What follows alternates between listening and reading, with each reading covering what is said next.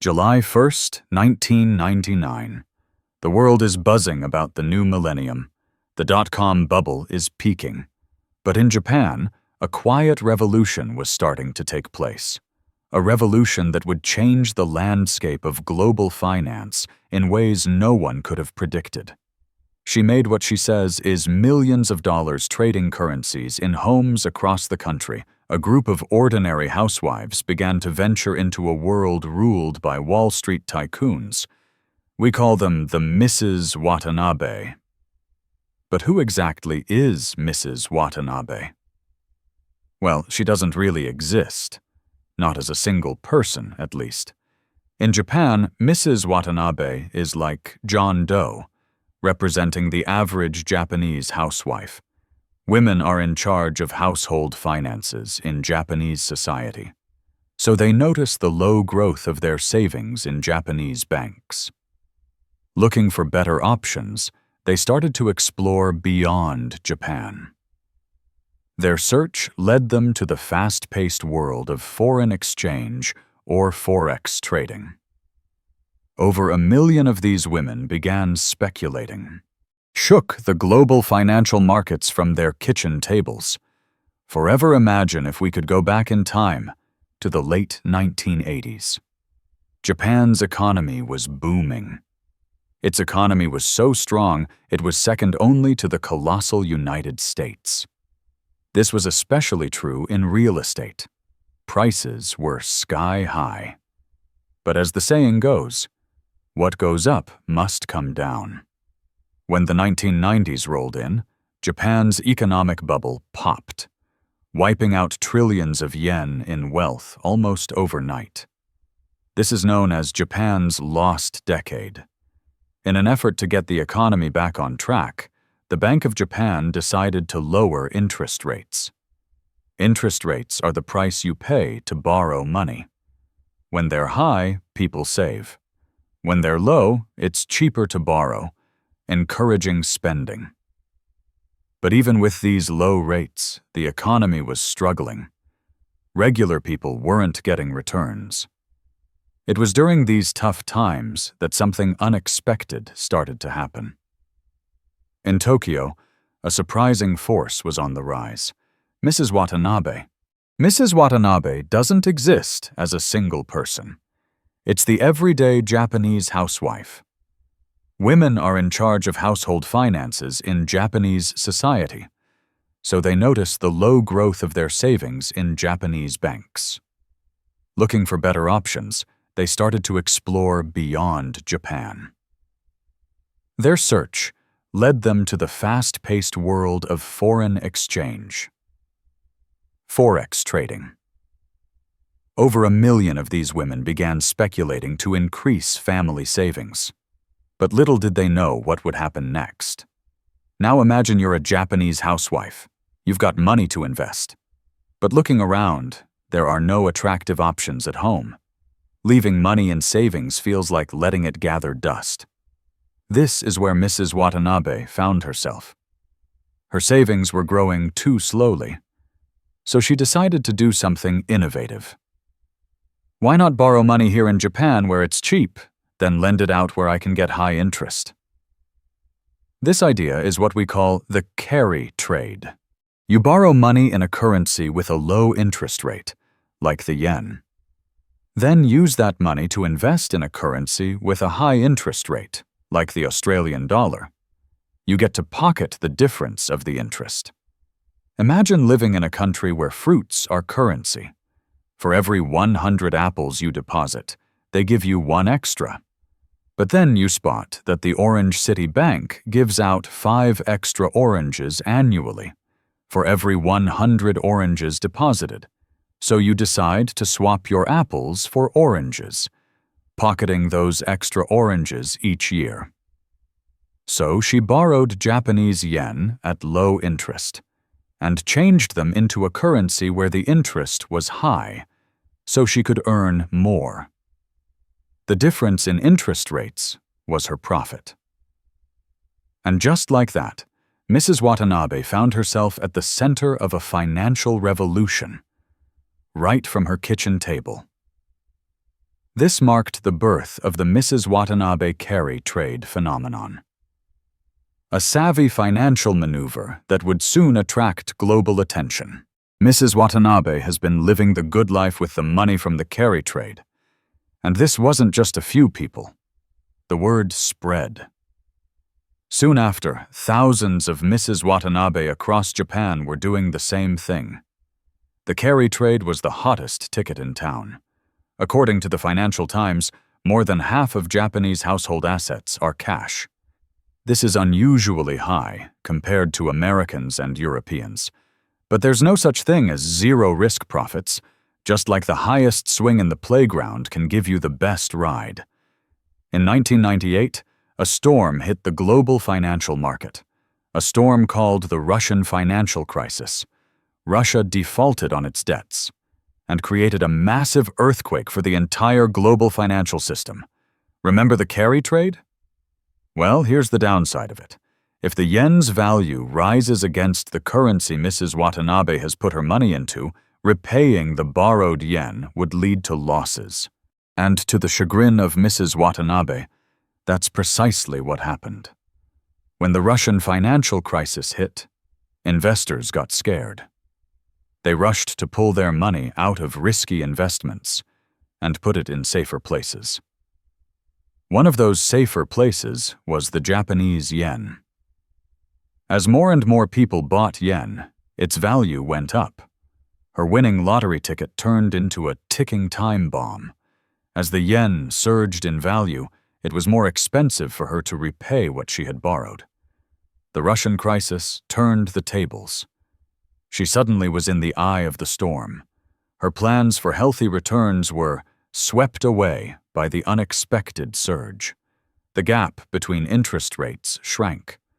The Russian financial crisis was a chilling reminder that even the best strategies can falter. It was a wake-up call for Mrs. Watanabe. In the aftermath of the Russian crisis, Mrs. Watanabe was left licking her wounds. Meanwhile, Japan was facing a new monster: deflation. Deflation is when prices decrease, incentivizing people not to spend. In 2001, the Bank of Japan decided to take a bold step. It became the first country ever to introduce quantitative easing, or QE. In simple terms, the bank creates new money and uses it to buy government bonds. This floods the economy with money. It lowers interest rates even further, like adding fuel to a fire. For Mrs. Watanabe, this was a double-edged sword. Lower interest rates meant potential profits from carry trade were higher. The introduction of quantitative easing was a defining moment. It represented a significant shift. And for our Mrs. Watanabe, it was yet another twist in her financial journey. As we enter the new millennium, Japan is still working hard to fix its problems. Yet even with all the risks, the carry trade was still attractive, especially now that the yen is cheaper to borrow. Around 2005, a significant number of Japanese housewives ventured into online currency trading. The term Mrs. Watanabe started to become really popular around the world. The typical Mrs. Watanabe was known as clickety-clicks. They often traded foreign exchange markets using their own money or borrowed cash. At that time, the media was filled with stories about the real housewives of Japan. The New York Times interviewed a number of middle-class Japanese homemakers who moonlight as amateur currency speculators, while the male world of traders mocked them as kimono-clad Mrs. Watanabes. These women collectively emerged as a powerful force, using Japan's vast wealth to sway prices and confound economists. Their carry trade strategy caught the attention of way bigger fish. Hedge funds and banks entered the game, borrowing from countries with low exchange rates and investing in high exchange rates. This strategy has remained profitable despite academic literature. That should have arbitrated away this free lunch. As time went by, many new actors entered the market. So many, in fact, that it started to get global attention. The attention was not all positive, though. Some financial experts warned of the risks. They worried about a rapid unwinding of carry trades. For that reason, in 2006, the Bank of Japan voted to end quantitative easing and began to move away from its zero interest rate policy, making the yen rise and the carry trade less attractive. Dennis Gartman said, "The unwinding shall be done in tears." 2008 was a tumultuous year for the economy. The crisis started in the United States with the collapse of Lehman Brothers. As this giant investment bank crumbled, global financial markets spiraled down. Just like during the Russian financial crisis, worldwide investors scrambled for safety. They rushed to buy safer assets, including, you guessed it, the familiar Japanese yen. Again, as demand for the yen rose, its value shot up too. For Mrs. Watanabe, this was a case of déjà vu. The rising yen meant paying back her borrowed yen would cost her more. In the face of this reality, carry trades started to unravel rapidly. The Mrs. Watanabes, in a state of panic, rushed to escape their positions. And it wasn't just Mrs. Watanabe. Thousands of retail investors found themselves facing losses.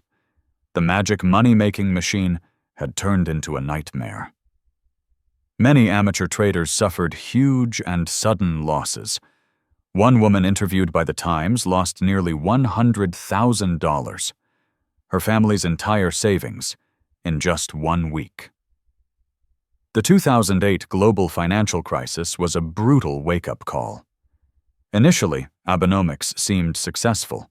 Japan's stock market, the Nikkei, went up by 30% in the first 3 months. In March 2013, the Financial Times wrote, "Welcome back, Mrs. Watanabe." As the effects of Abenomics start to trickle down to consumers, global recovery hopes brighten. This canny player of global currencies has begun to stir once more. By late May 2013, however, the Japanese stock market took a huge tumble. Many blame Mrs. Watanabe for cashing out on the quick profits, while the stock market climbed. Many finance people around the world were closely following Mrs. Watanabe's behavior. Does she know something about the future that the rest of the world doesn't? As mentioned, more than half of Japanese household assets are cash. In a deflationary environment, it's logical to preserve her cash. If Abenomics works, inflation will make prices go up. This might encourage Mrs. Watanabe to start spending. Mr. Abe hopes she decides to go shopping, as this would help local businesses and create jobs. Or if interest rates stay low, returns might draw her back to the stock market. Japan's economy was bigger than Germany's and Italy's combined. Whatever happens in Japan will definitely affect other places. That's precisely why so many financial actors paid close attention. How she manages her money, spend, save, or invest. The power of the purse has never been more significant. Fast forward to today, Mrs. Watanabe has gone through quite a journey. She's been a budget manager, a carry trader, a day trader, and an icon in the financial world. She's weathered financial crises and adapted to changing conditions. In today's financial landscape, Mrs. Watanabe remains a force to be reckoned with. The proliferation of digital platforms made it easier than ever. It's no longer an activity reserved for professional traders. Anyone with a computer, an internet connection, and a bit of knowledge can get involved. And Mrs. Watanabe, with her years of experience and financial instincts, is right in the thick of it. In the end, the story of Mrs. Watanabe is about more than just finance. It's about resilience, adaptability, and the courage to take risks. It's about ordinary people making extraordinary impacts. And most of all, it's about how anyone, even a humble housewife managing her family budget, can become a player on the global financial stage. So what's next for Mrs. Watanabe? As technology continues to advance, new tools and platforms are emerging that make trading even more accessible. With apps and online platforms, trading is becoming something that anyone can do, anywhere, anytime. At the same time, markets are becoming more volatile. Political tensions, economic uncertainties, are causing rapid fluctuations in currency values. For day traders like Mrs. Watanabe, this volatility can be both a challenge and an opportunity. And so, as we close this chapter on Mrs. Watanabe's journey, we're left with a sense of admiration for this everyday housewife who dared to venture into the world of global finance, and in doing so, changed the game forever. Thank you for watching. Mrs. Watanabe proved that you don't need a suit to beat Wall Street. But the game she started is evolving into something wilder. A new generation is rising. The children of Mrs. Watanabe. Instead of carry trade, they call it YOLO. Are they geniuses? Or just gambling addicts with Wi-Fi? One thing is certain, the whales are watching. If you want to know how they plan to strike back, you need to subscribe right now. Because the next financial shockwave isn't coming from Japan, it's coming from your pocket.